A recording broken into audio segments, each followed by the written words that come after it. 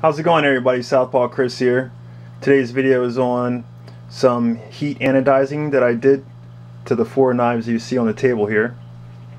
I am by no means an expert, so I will admit, if you guys want to know more in depth of how this is done, check out some other channels out there.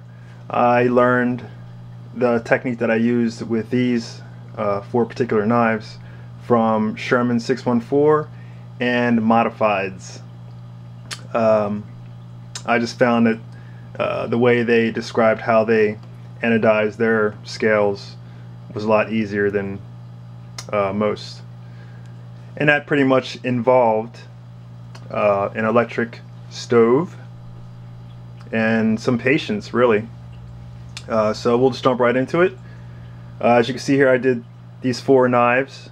Again, I'm by no means no expert, so I will show you some of my favorite things about the anodizing and some mistakes that I obviously made. First, with the Max Position Excelsa, you can see on the show side of the scale, I believe this was my 3rd attempt at the anodizing, and I think I left it on there a little too long. You see, I don't know if it's like burnt or just an uneven color. You can see here. And the back side wasn't too bad, actually. I don't know if you can make out in the camera, but it's kind of tiger striped along there in like a purplish hue. You can still see the Max Position there, laser engraved.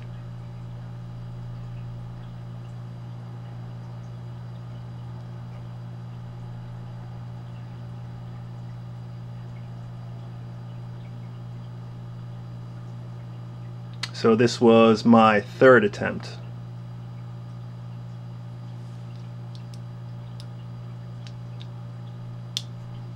Lock's a bit sticky, I need to carbonize that. Now let's rewind a little bit. My 1st attempt actually turned out to be my favorite. Can you guys guess which one it is? My 1st attempt?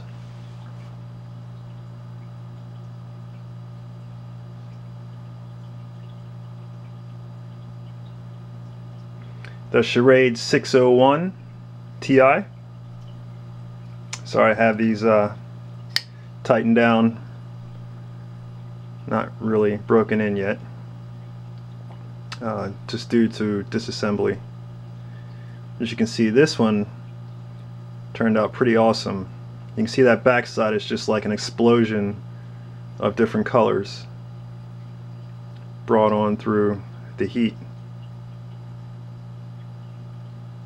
See, it's like these cool rainbow colors here, and then it kind of goes into like a blue purple up top, and then around, I guess where a bolster would be around here, the front part is more like a bronze anodized. Also did the pocket clip. Now on this side I did do the 3 standoff screws on this side.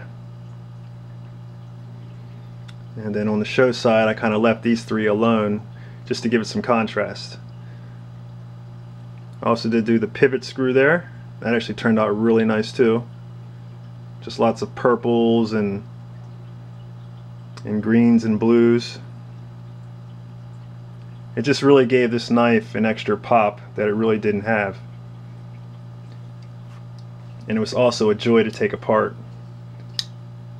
I think that's what made this possible for all 4 of these knives, is the fact that they're really easy to take apart.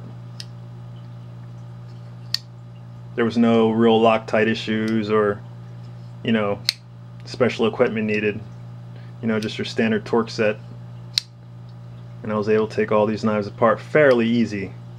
This one was a little tricky, but I'll get into that. So yeah, the Schrade 601 Ti. I think by far this turned out to be my favorite.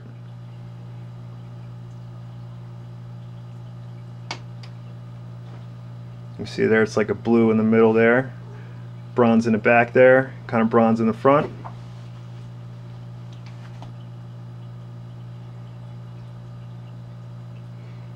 Now my second attempt was the M2114 by CRKT. Kitty's trying to get in the shot. He's trying to be a star. Kitty, you're going to be a star. You're going to be a star, kid. You're going to be a star. Just not right now. Now, sorry, back to the anodizing talk.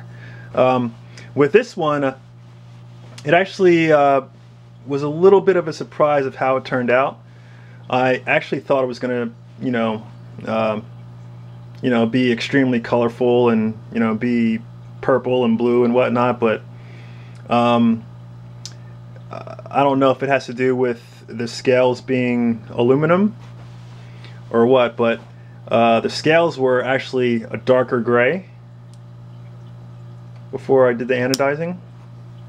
Now, as you can see, they're like a light colored gray, which I actually like this color a lot better. Kind of gives it more of a titanium look, or like a metallic feel. With this knife too was fairly easy to take apart. Now if you notice, for all you M21 owners out there, there's something missing here, and that would be the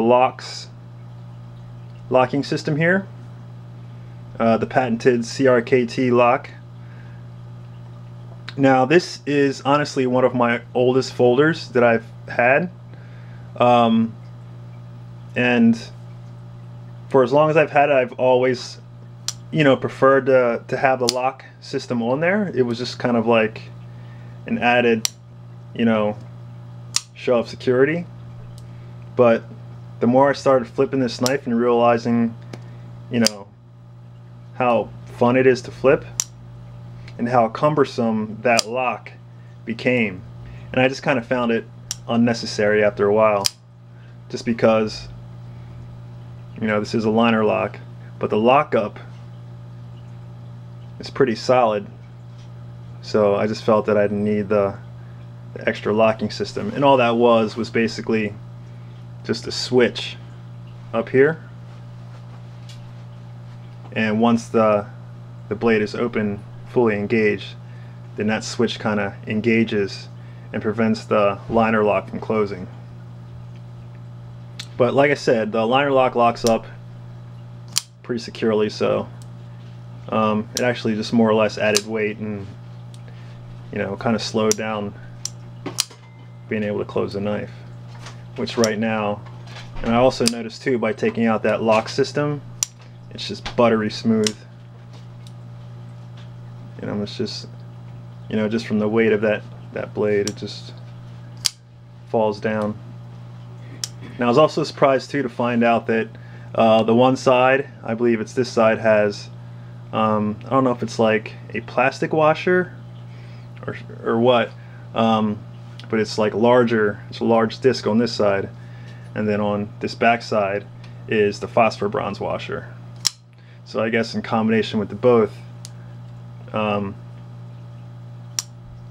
don't know if that was part of the lock system or what, or why they decided to go with those two different sides of washers, but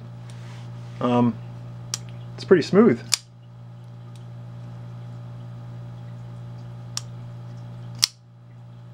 And a tad bit lighter. So I really dig this knife now. It was one, like I said, it was one of my oldest, and was kind of in the back of the drawer, collecting dust a little bit, but once I did those few simple mods, I just love this knife again. Now I wish CRKT did an upgrade with steel. It'd be nice to see this in like S30V or VG10 or even 154 CM.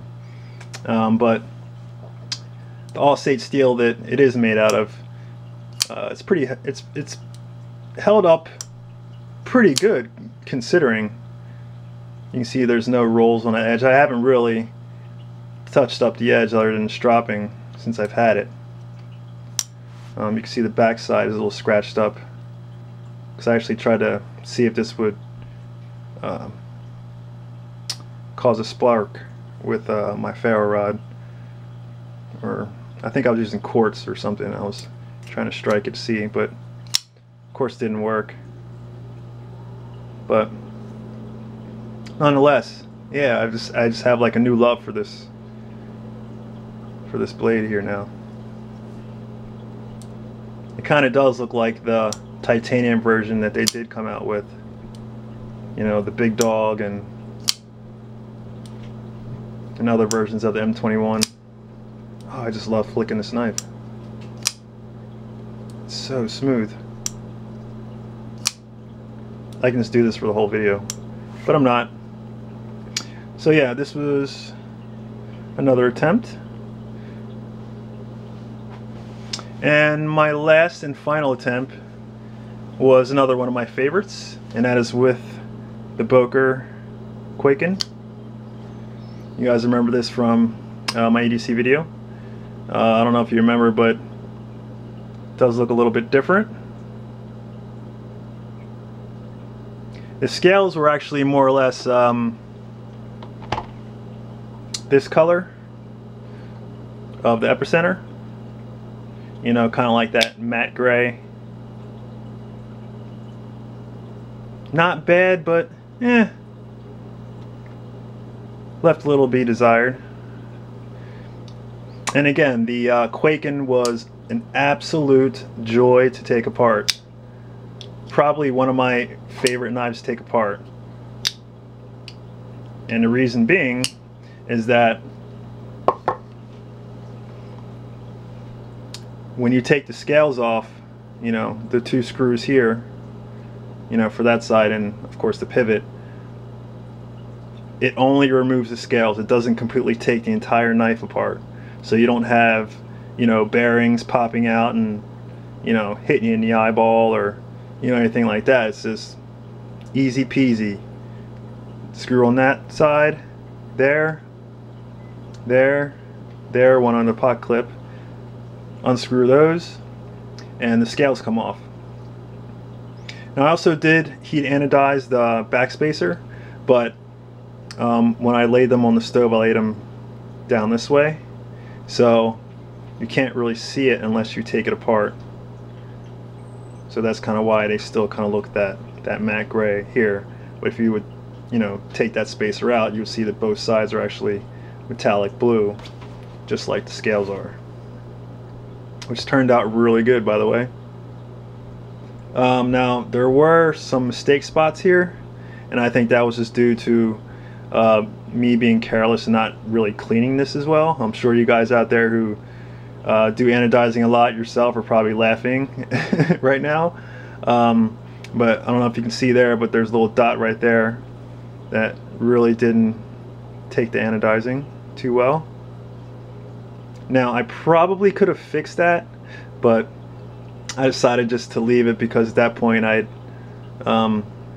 you know, heated each side of the scale a few times, and I just didn't want to ruin it anymore. So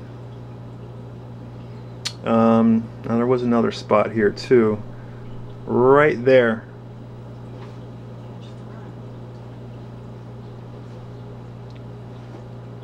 I don't know if you guys can make that out. It's kind of discolored a little bit right there.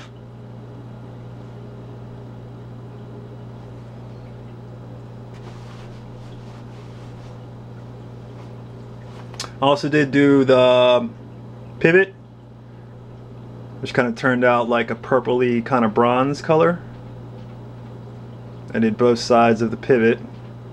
I did the pocket clip, and that more or less just kind of looks antique. It really didn't take on too much color. I guess I didn't sand that down far enough. But yeah, I'm not unhappy with how it turned out, you know, for my first couple attempts at this. I think it looks pretty neat, and it just kind of gave the Boker Quaken that extra pop that it needed. Again, not an expert. This is my first time and still learning, so but it was one of those projects that was pretty fun, actually, you know. it's one of those instant gratification projects, because you get to see the result happening right in front of your eyes. So yeah, so that's it, guys. Just want to show you my quick first attempt at some heat anodizing. Remember, if you guys want to find out more, again, I learned from Sherman614. Make sure you guys check out his channel as well, and Modifieds. Also, he does a really good DIY video on heat anodizing. So yeah, I hope everyone is doing well. And again, I just want to encourage everyone to like, share, and subscribe. Thanks everybody for tuning in, and I'll see you next time. All right, bye.